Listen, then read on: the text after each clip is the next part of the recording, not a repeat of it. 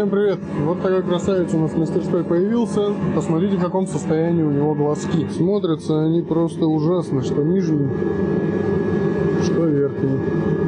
Поэтому сейчас надо выточить новые. Из чего точить у нас есть. Берем вот такой кусочек пластика. Не знаю, как он конкретно называется. Но это и не важно. Из него будем делать пробку. Обороты поставим в районе 200-300. И делать нужно с эмульсией, чтобы он не плавился во время обработки. Исходный материал у нас вот такой. Самое важное здесь это резьба. И замерим ее и вытащим. Остальное уже будем делать произвольно, чтобы было удобно и красиво.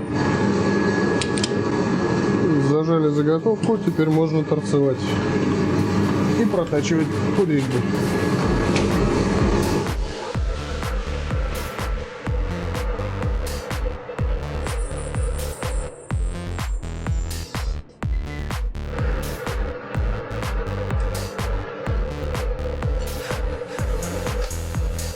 Достаточно неплохо точится.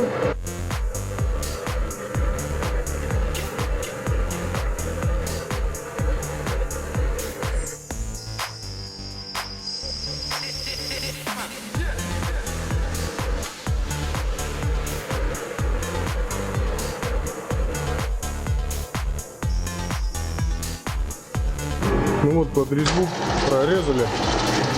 Теперь нужно сделать канавку для выхода резца.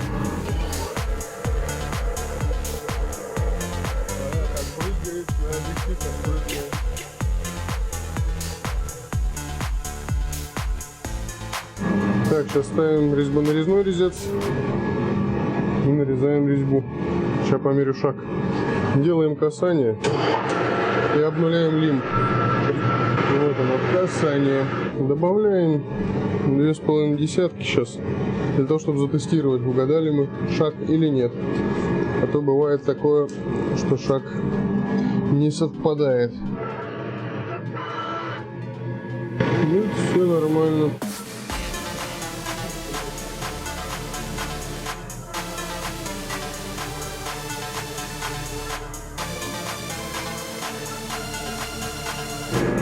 Нормально, остренько. Просверлим отверстие и дальше увидите.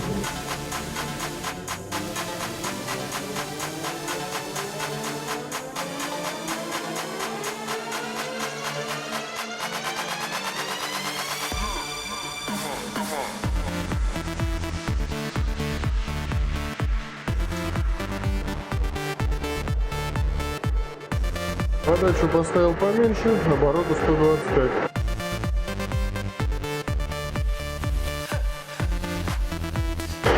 Зато удобно следить за сверлом, потому что видно насквозь деталь, видно докуда сверло дошло.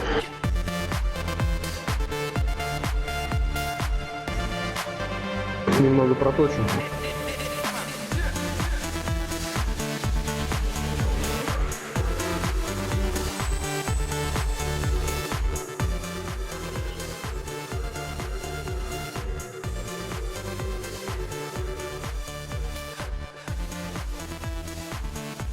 Ну, вроде неплохо. Не знаю, может даже не надо будет наждачкой ничего делать. Немножко мутновато, но в принципе, я думаю, не сильно страшно. Что, попробуем сделать накаточку. И вот в чем же самый интерес. Как будет накатываться здесь накатка. Сначала попробуем здесь, в том месте, где уже будет отрезано. Просто ради эксперимента. А потом уже накатаем, где нам нужно. Поливаем все масличком обильно. Обороты поставлю, наверное, на 50. Ну, в принципе, достаточно неплохо накатка получается.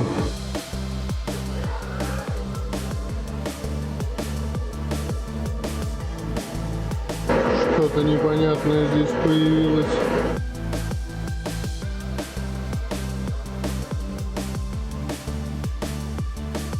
Да, пластик сильно разогрелся. Ничего страшного. Сточим это и сделаем еще раз.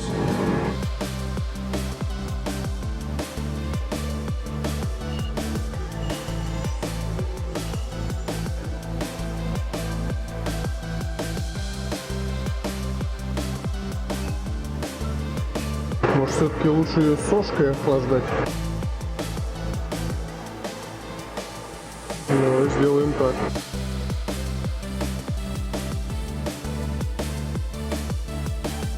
Ну вот, теперь зато понятно, что катать надо обязательно с сожем, так как перегрев здесь критичен.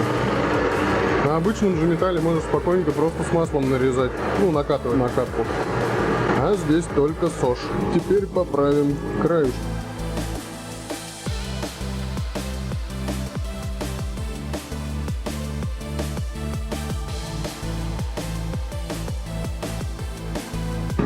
Вот так достану.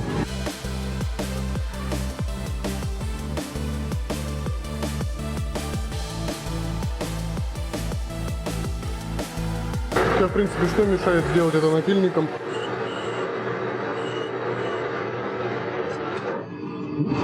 Думаю, неплохо. На всякий случай сейчас полирну тысячной наждачкой внутри, чтобы глазок был не такой мутный. И можно будет отрезать.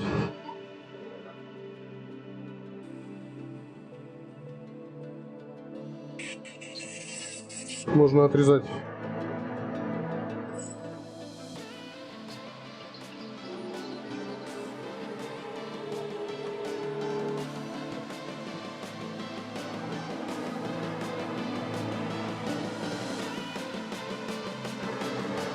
Отлично.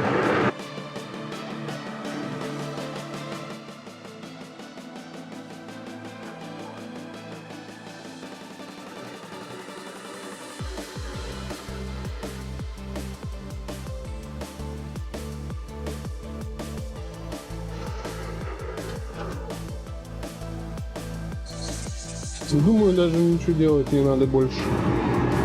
И так отлично все будет видно. В принципе, можно изнутри маленько еще полирнуть. Ну, думаю, это не нужно. Все, осталось сделать еще одну такую же. И можно ставить на станок. Ну вот, глазки полностью готовы. Это глазок для контроля уровня масла. Это глазок для контроля работы масляного насоса. Его сделали немного другой конфигурации. Сейчас покажу почему. Там внутри торчит вот эта трубочка, по которой масло капает. И ты видишь, что работает масляный насос. В такой конфигурации сделали пробку, чтобы масло капало прямо вот сюда. Тогда его будет сразу же очень хорошо видно. И резьбу сделали подлиннее, чтобы доставало до трубочки. А на нижнем глазке не стал полностью стачивать от сверла центр. По нему тоже гораздо удобнее будет контролировать уровень масла. Ну все, осталось поставить резинки, можно накручивать на место. Одели резиновые уплотнительные колечки. И теперь можно эти пробки ставить на место, заливать масло и смотреть, как они будут выглядеть.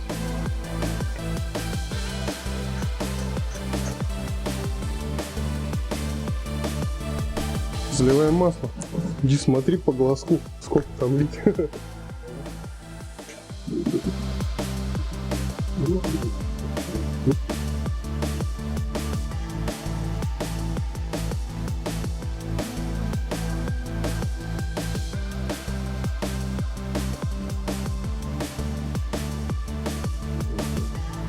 Ну, как видно, хорошо. Смотри, часы. Ну, Это, говорит, свежее масло. да, вообще видать, как классно. Даже сбоку, кстати, видно. Ну, она капельница получается. Ну.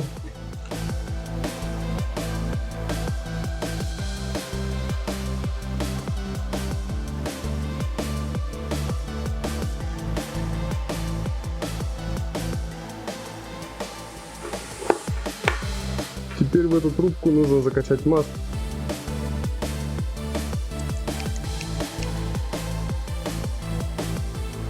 Надеюсь, что хватит.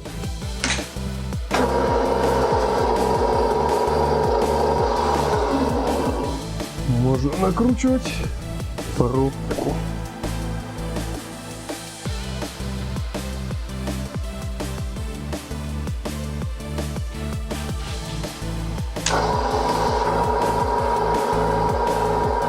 Масло пошло сразу.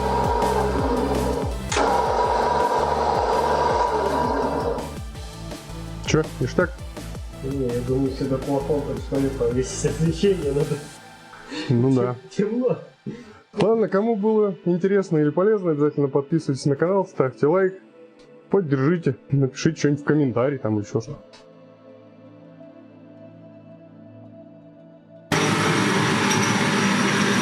Вот так надо точить на ЧПУ станке.